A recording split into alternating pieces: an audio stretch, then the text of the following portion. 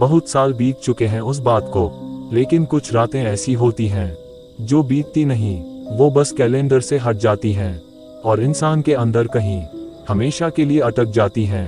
अगर आप ये कहानी अभी सुन रहे हैं तो एक छोटी सी बात कहूँगा, ऐसी कहानियाँ मोबाइल देखते हुए नहीं सुनी जाती। इन्हें सुनने के लिए थोड़ा सन्नाटा चाहिए, थोड़ा अंधेरा और थोड़ा धैर्य। अगर आप सच में डर को महसूस करना चाहते हैं तो इस कहानी के साथ बने रहिए, क्योंकि रात 2 बजे की आखिरी लोकल ट्रेन सिर्फ एक ट्रेन नहीं होती, वो बहुत कुछ अपने साथ ले जाती है। ये बात है उस जमाने की जब शहर इतना तेज नहीं था, मोबाइल थे लेकिन हर चीज रिकॉर्ड नहीं होती थी, सीसीटीवी थे लेकिन हर सच कैद नहीं हो पाता था। मैं उस समय रेलवे में काम करता था।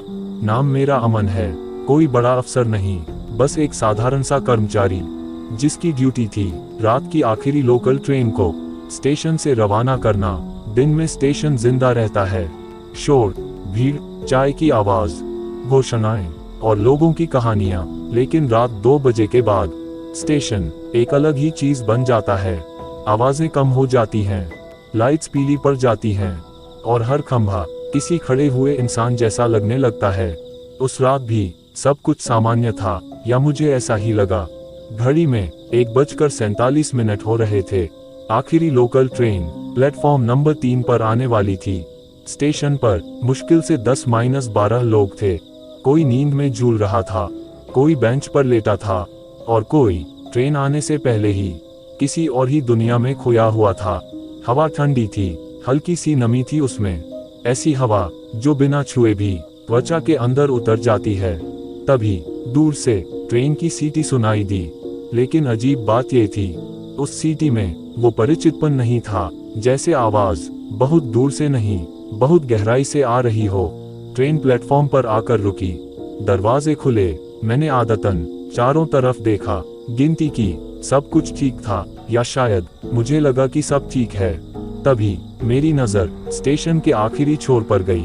एक आदमी वहां खड़ा था, अकेला। वो वहां पहले नहीं था, कम से कम मुझे याद नहीं कि वो वहां बैठा था। उसने पुराने जमाने के कपड़े पहने थे, हल्का सा झुका हुआ, हाथ में एक छोटा सा बैग। सबसे अजीब बात, उसका चेहरा वो साफ दिखाई नहीं दे रहा था, जैसे रोशनी जानबूझकर उसके चेहरे को छू नहीं रही हो। मैंने आवाज लगाई, भाई साहब, ट्रेन यही है। वो धीरे धीरे चला, हर कदम के साथ उसकी परछाई कुछ ज्यादा लंबी होती जा रही थी। वो बिना कुछ कहे डिब्बे में चढ़ गया। ट्रेन के दरवाजे बंद हुए, सीटी बजी और ट्रेन चल पड़ी। लेकिन उसी पल मेरे अंदर कुछ अजीब सा हिला, जैसे दिमाग कुछ याद दिलाना चाहता हो। मैंने ड्यूटी रजिस्टर खोला और वहीं मेरे हाथ कांप गए, क्योंकि उस ट्रेन में आज कोई पैसेंजर बुक नहीं था। ये आखिरी लोकल थी और नियम के मुताबिक अगर कोई सवारी नहीं होती तो ट्रेन चलती ही नहीं, लेकिन वो चली थी और उस ट्रेन में कम से कम एक इंसान जरूर था, या जो भी वो था। ट्रेन के जाते ही स्टेशन फिर से खामोश हो गया, जैसे कुछ हुआ ही ना हो। लेकिन मेरा मन उस प्लेटफॉर्म पर अटका रह गया था। मैंने घड़ी देखी, 2:03। आखिरी ट्रेन जा चुकी थी, मेरी ड्यूटी खत्म होने वाली थी।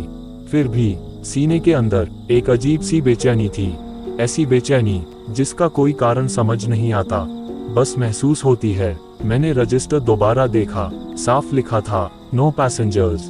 तो फिर वो आदमी कौन था? मैंने सोचा शायद कोई गड़बड़ी हो गई होगी। दिमाग को समझाया, लेकिन दिल मान ही नहीं रहा था।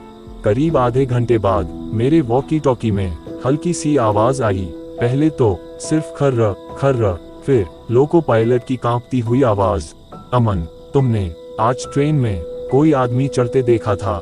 मेरे हाथ ठंडे पड़ गए। मैंने पूछा, क्यों सर, सब ठीक है ना? वो कुछ सेकंड चुप रहा, फिर बोला, डिब्बा नंबर 3 में कोई बैठा है, लेकिन वो हिल नहीं रहा। मेरे गले में कुछ अटक गया। मतलब? मैंने पूछा। मतलब? उसने धीरे कहा, वो सांस नहीं ले रहा, कम से कम हमें तो नहीं दिख रही।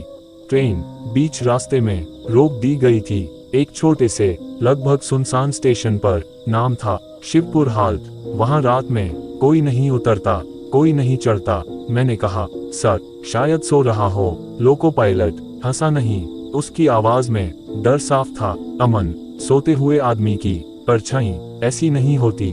मैंने पूछा, कैसी? उसने कहा, वो जमीन से जुड़ी हुई नहीं है। उस पल मेरे शरीर में झुनझुनी दौड़ गई। कुछ मिनट बाद गार्ड की आवाज आई, हम डिब्बा खोल रहे हैं। मैंने अपनी सांस रोक ली।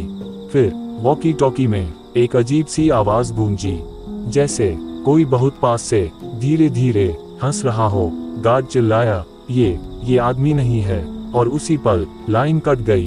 पूरा स्टेशन मेरे लिए जैसे सुन्न हो गया। मैं वहीं खड़ा था, अकेला, पीली लाइट के नीचे। हवा अब और ठंडी लग रही थी। करीब 10 मिनट बाद फिर से आवाज आई। इस बार आवाज किसी की नहीं थी, बस धीमी धीमी धातु के रगड़ने जैसी। फिर लोको पायलट की आवाज, अमन, अगर सुबह तक हम वापस ना आए तो। वो वाक्य पूरा नहीं हुआ। सिर्फ एक जोरदार आवाज आई, जैसे किसी ने डिब्बे के अंदर लोहे पर नाखून घसीटे हों। और फिर पूरी तरह खामोशी। उस रात 2:47 पर कंट्रोल रूम ने ट्रेन से संपर्क तोड़ दिया। सरकारी रिपोर्ट में लिखा गया, टेक्निकल फेलियर। लेकिन 3 रेलवे कर्मचारी उस रात के बाद कभी ड्यूटी पर नहीं लौटे। और डिब्बा नंबर 3 आज भी हर बार खाली ही रखा जाता है, क्योंकि कुछ लोगों का मानना है रात 2 बजे की आखिरी लोकल ट्रेन अगर एक बार किसी को ले जाए तो वो उसे लौटने नहीं देती। रात के ठीक 2:27 बज चुके थे। ट्रेन अब शहर की आखिरी लाइट्स छोड़ चुकी थी। खिड़की के बाहर सिर्फ अंधेरा, झाड़ियों की परछाइयां और दूर दूर तक फैली खामोशी। अयान ने ध्यान दिया, अब किसी स्टेशन का नाम बोर्ड पर नहीं आ रहा था। ना कोई आवाज, ना कोई हॉर्न, बस पटरियों पर दौड़ती ट्रेन की धक धक धक धक। तभी टीटी फिर से दिखाई दिया। इस बार उसके हाथ में टिकट मशीन नहीं थी। उसके हाथ खाली थे और उसकी आंखें पहले से कहीं ज्यादा गहरी और थकी हुई लग रही थीं। वह अयान के सामने आकर रुका, धीमी आवाज में बोला, आपको उतर जाना चाहिए। अयान चौंक गया, यहाँ, लेकिन स्टेशन तो आया ही नहीं। टीटी ने खिड़की की तरफ इशारा किया। बाहर देखा तो घना जंगल, धुंध और लाल रंग का चांद जो धीरे धीरे बादलों के पीछे छुप रहा था। टीटी ने कहा, यह ट्रेन यहाँ नहीं रुकती, फिर भी कभी कभी किसी को उतार देती है। अयान के शरीर में सिहरन दौड़ गई। किसे? उसने पूछा। टीटी ने बिना पलक झपकाए जवाब दिया, जो इस ट्रेन में नहीं होना चाहिए। अचानक ट्रेन की लाइट्स झपकने लगीं। 1 सेकंड के लिए पूरा डिब्बा अंधेरे में डूब गया। और जब लाइट्स वापस आईं, अयान ने देखा जिस सीट पर वो बूढ़ा आदमी बैठा था, वहां अब गीले पैरों के निशान थे, जैसे कोई नंगे पांव ठंडी जमीन से चलकर आया हो। तभी पीछे से एक आवाज आई, बेटा। वही आवाज, वही फुसफुसाहट। अयान ने धीरे धीरे गर्दन मोड़ी। पीछे खड़ा था एक आदमी, सिर झुका हुआ, चेहरा दिखाई नहीं दे रहा था, लेकिन उसकी परछाई सीट से भी लंबी थी। उसने कहा, तूने मुझे पहचाना नहीं। ट्रेन की स्पीड अचानक कम होने लगी और दूर अंधेरे में एक टूटा हुआ प्लेटफॉर्म दिखाई देने लगा, जिस पर लिखा था, यह स्टेशन अब अस्तित्व में नहीं है। ट्रेन अब लगभग रुक चुकी थी। खिड़की के बाहर दिख रहा था एक टूटा हुआ प्लेटफॉर्म, सीमेंट उखड़ी हुई, जंग लगे खंभे और चारों तरफ पसरा हुआ ऐसा सन्नाटा, जैसे यहाँ सालों से कोई सांस भी नहीं ली हो। बोर्ड पर टिमटिमाती रोशनी में लिखा था, यह स्टेशन अब अस्तित्व में नहीं है। अयान की सांसें तेज हो गईं। अगर यह स्टेशन नहीं है तो ट्रेन यहाँ क्यों रुकी? उसने कांपती आवाज में पूछा। टीटी धीरे धीरे उसके पास आया। इस बार उसकी आवाज बदल चुकी थी, भारी, खोखली, जैसे किसी सुरंग के अंदर से आ रही हो। क्योंकि यह ट्रेन हर रात 2 बजे सिर्फ उनके लिए चलती है, जो कभी घर नहीं पहुंच पाए। अयान का दिल जोर से धड़क उठा। मतलब? टीटी ने खिड़की के बाहर देखा। जो लोग इस लाइन पर मर गए थे। इतना कहते ही ट्रेन का दरवाजा अपने आप खुल गया। ठंडी हवा का एक झोंका अंदर आया। उस हवा में मिट्टी, जंग और किसी पुराने खून की गंध थी। तभी पीछे खड़ा वह आदमी, जिसका चेहरा अब तक नहीं दिखा था, धीरे धीरे आगे बढ़ा। इस बार उसने सिर उठाया। उसका चेहरा आधा जला हुआ था, आंखों की जगह काली, गहरी खाली जगह। उसने अयान की तरफ देखा और बेहद शांत आवाज में बोला, मैं भी इसी ट्रेन से घर लौट रहा था। अयान की आंखें फटी रह गईं। कब? आदमी ने जवाब दिया, 16 साल पहले, उसी रात जब तू प्लेटफॉर्म पर मुझे धक्का देकर भाग गया था। अयान के दिमाग में एक पुरानी याद बिजली की तरह कौंध गई। बारिश, फिसलन, भीड़ और एक आदमी जो पटरियों पर गिर गया था। उस केस में कभी कोई लाश नहीं मिली थी। अयान पीछे हट गया। नहीं, वो हादसा था। आदमी मुस्कुराया। उस मुस्कान में दांत नहीं थे। इस ट्रेन में हादसे नहीं होते बेटा, यहाँ सिर्फ हिसाब होता है। तभी प्लेटफॉर्म पर और परछाइयां दिखने लगीं। औरतें, बच्चे, मजदूर, सबके चेहरे धुंधले, लेकिन आंखें सीधी अयान को देख रही थीं। टीटी ने आखिरी बार कहा, अब दो ही रास्ते हैं, या तो तू उतरकर उनके साथ रहेगा या ट्रेन तुझे वहीं उतार देगी जहां से कोई वापस नहीं आता। और ट्रेन का इंजन फिर से गरजने लगा। इंजन की आवाज अब किसी मशीन जैसी नहीं थी। वो गरज रहा था जैसे कोई भूखा जानवर। अयान का शरीर सुन्न पड़ चुका था। पैर जमीन पर थे, लेकिन लग रहा था जैसे वो किसी और ही दुनिया में खड़ा है। प्लेटफॉर्म पर खड़ी परछाइयां अब साफ दिखने लगी थीं। हर चेहरा किसी अधूरी कहानी का बोझ उठाए हुए। कोई औरत जिसके बालों में अभी भी प्लेटफॉर्म की धूल थी। एक बच्चा जिसकी आंखें खुली थीं, पर उनमें कोई मासूमियत नहीं बची थी। और वो आदमी जिसे अयान ने 16 साल पहले धक्का दिया था। टीटी की आवाज अब गूंजने लगी, यहाँ कोई सजा नहीं दी जाती अयान, यहाँ सिर्फ याद दिलाया जाता है। अचानक ट्रेन के अंदर लाइटें बुझ गईं। पूरा डिब्बा अंधेरे में डूब गया। फिर एक एक करके लाशों की आवाजें आने लगीं। रेल की पटरी पर घिसते शरीर, टूटती हड्डियों की चरमराहट, और हर आवाज के साथ एक नाम, अयान का नाम। हर बार थोड़ा और पास से, अयान, अयान, अयान। वो चीखना चाहता था, लेकिन गला जैसे सिल दिया गया हो। तभी सामने वाली सीट पर उसका ही चेहरा बैठा था। हाँ, उसी का चेहरा, खून से सना हुआ, आंखें बाहर निकली हुई, और होंठ कांपते हुए बोले, अगर वो रात तू पीछे मुड़कर देख लेता तो आज यहाँ नहीं होता। अयान घुटनों पर गिर पड़ा।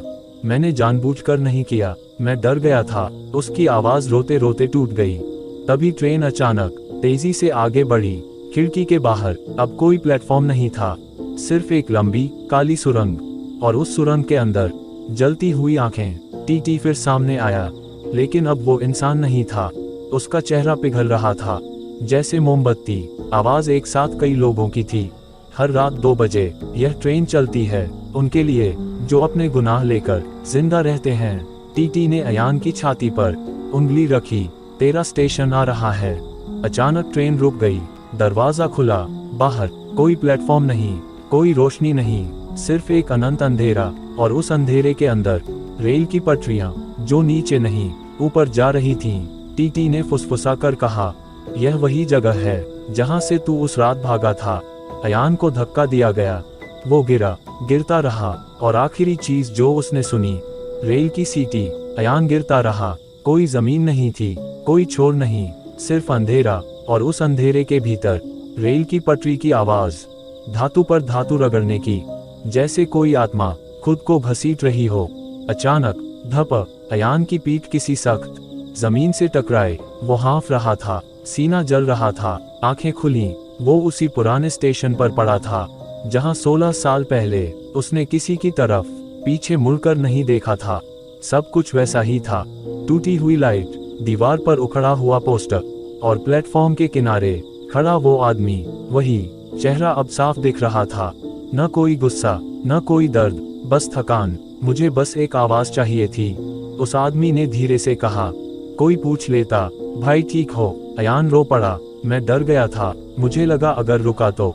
आदमी ने हाथ उठाया। डर सबको लगता है, वो बोला, पर हर डर किसी और की मौत नहीं बनता। अचानक स्टेशन की दीवारें हिलने लगीं। दूर से ट्रेन की आवाज आई, पर इस बार वो लोकल ट्रेन नहीं थी। उसके डिब्बे जले हुए थे। खिड़कियों में चेहरे चिपके थे, हर चेहरा किसी पछतावे से बना हुआ। टीटी की आवाज हर तरफ गूंजने लगी। समय खत्म। अयान कांपते हुए बोला, क्या मैं जा सकता हूँ? आदमी ने उसकी आंखों में देखा। अगर तू वापस गया, वो बोला, तो हर रात 2 बजे जागेगा, सीटी सुनेगा, और कभी नहीं जानेगा कि अगली बार कौन आएगा। अयान ने सिर हिला दिया। मंजूर है। ट्रेन रुक गई। दरवाजा खुला। इस बार रोशनी थी। टीटी ने अयान को देखा। और पहली बार उसके चेहरे पर दया थी। याद रखना, उसने कहा, ये आखिरी लोकल नहीं थी, ये आखिरी मौका था। अयान ने कदम बढ़ाया। जैसे ही उसने प्लेटफॉर्म छोड़ा, सीटी बजी। सुबह स्टेशन पर भीड़ थी। चाय वाला चिल्ला रहा था, अखबार बंट रहे थे, लेकिन एक कोने में एक पोस्टर लगा था, रात 2 बजे की लोकल ट्रेन आज भी चलती है।